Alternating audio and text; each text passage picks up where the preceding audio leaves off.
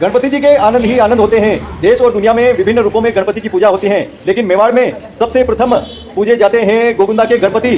और चाहे मांगलिक कार्यक्रम हो या विवाह शादी के आयोजन, सबसे पहले गणपति जी को मनाती हैं महिलाएं और गणपति जी का गीत सबसे पहले गाती हैं पूजा के दौरान।